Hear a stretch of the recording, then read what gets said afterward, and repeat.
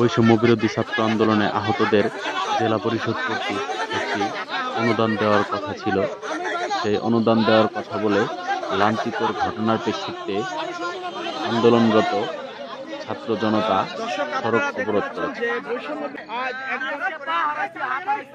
আমি রাস্তায় আন্দোলন করছি, আমি রাস্তায় বসতে পারছি না, আমি ভিতরে ছিলাম। কেন 2 ঘন্টা আমাদেরকে বসায় রাখা অভিনয় শুরু করছে।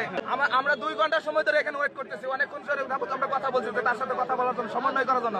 তারা আমাদের কোনো গুরুত্বই দিতেছে না। তারা একভাবে তারা পালিয়ে চলে গেছে। তারা কেন আমাদের পালিয়ে চলে গেল? আর এখন আমাদের কেন রাস্তায় আসতে হইলো? এতক্ষণ কেন তারা আসলো না? আমরা সঠিক একটা ন্যায় বিচার যেটা এই দেখেন, আমাদেরকে 5,000 টাকার একটা চেক দেওয়া হয়েছে। এই চেকটা দেওয়া হয়েছে, তো আমরা বিভিন্ন জেলা থেকে বিভিন্ন হসপিটাল থেকে আসছি। তো এই চেকটা 5,000 টাকার অনুদান। তো শহীদ পরিবারকে 30,000 টাকা দেওয়া হয়েছে। তাদের আমাদের কোনো দুঃখ নাই, কারণ এই দেশের জন্য তারা শহীদ হয়েছে, তারা যুদ্ধ করছে। আমরা একটা যোদ্ধা। তো আমরা বিভিন্ন হসপিটাল থেকে আসছি, বিভিন্ন ভাবে খরচপাতি হয়েছে। তো আজকে হইলো বৃহস্পতিবার, শুক্রবার শনিবার ব্যাংক বন্ধ। তো এই চেকের মাধ্যমে আমাদের 5,000 টাকা প্রদান করা হলো। কেন এই কাজ করা হলো?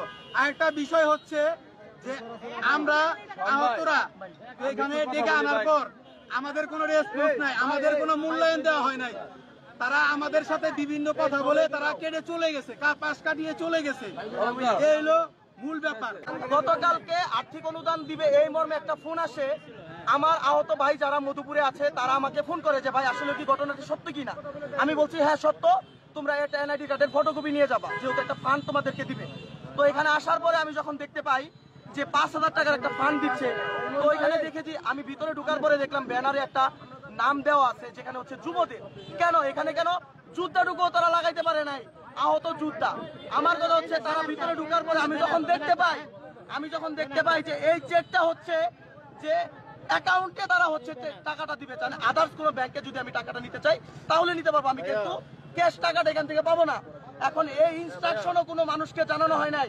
এখন এখানে প্রত্যেকটা আহতকে ডাকা হয়েছে একদম সকালবেলা। প্রত্যেকটা মানুষ প্রত্যেকটা উপজেলা থেকে আসছে, অধিকাংশ লোক না খায় আসছে, সামান্য কোনো নাস্তার ব্যবস্থা করা হয় নাই। আমরা যখন এই জিনিসটাকে নিয়ে প্রতিবাদ করি, এখানে ঊর্ধ্বতন যারা ছিল তারা আমাদেরকে বলছে যে তারা আমাদের সাথে বসবে। তারা এই মর্মে আমাদেরকে জেলা শিল্পকলা একাডেমির 2য় তলায় আমাদেরকে বসানোর জন্য একটা ওয়েটিং রুমে বসায়া তারা আমাদেরকে চুপি সারে এখান থেকে পালায়ে গেল, আমাদের সব কোনো ক্লিয়ারেন্স না দিয়ে। আমরা কেন রাস্তায় আসবো? আমরা রাজপথে আন্দোলন করেছি, তাই বলে কি আমরা সবসময় রাজপথে থাকবো? আমরা কি মানুষ না? আমরা কি এখন টিস্যুর মতো হয়ে গেছি যে আমরা একটা সময় ব্যবহারযোগ্য জিনিস ছিলাম? যতক্ষণ পর্যন্ত জেলা প্রশাসক না আসবে এবং জেলা নির্বাহী অফিসার যতক্ষণ পর্যন্ত না আসবে, আমরা আমাদের অবস্থান এই পর্যন্ত অব্যাহত থাকবে। একটু কথা বলি, আমরা আলামিন সাহেব এসেছেন, আমরা আলামিনের সাথে কথা বলবো। আন্দোলন আপনারা করছেন, আমরাও করছি। আপনারা ভাই আহত হয়েছেন, আপনাদের যতটুকু পারছে আমরা খোঁজ নেওয়ার চেষ্টা করছি। কখনো ব্যর্থ হয়েছে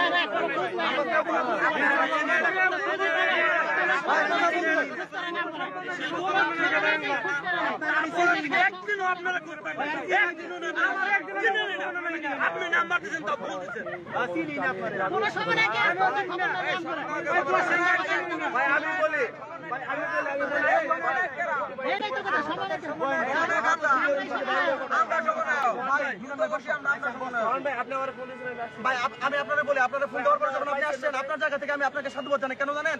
কারণ আপনাকে আমি বলার পর আপনি এইটুকু মনে হয়েছে যে আমাদের জন্য এইটুকু সেমরিটি আপনার হয়েছে জানা। এরা আহত মানুষ, এরা যখন আমার জন্য ওয়েট করতেছে, আমি কেন যাবো না? এখানে যতক্ষণ পর্যন্ত জেলা প্রশাসক না আসবে এখান থেকে কেউ সরবে না। যদি কেউ সরেও যায় আমি আমার জায়গা থেকে আমি এখানে শুয়ে থাকবো। বলা হইলো যে আপনারা উপরে বসেন, আমরা এই সাথে কথা বলবো। আমরা উপরে বসে আমরা আমাদের জায়গা থেকে কখনোই এই বিরোধিতা আচরণ করি না, যারা এখনই লাগবে। আমাদেরকে তারা বসায় রেখে কেন চোরের মতো পালাই গেছে, এই জিনিসটা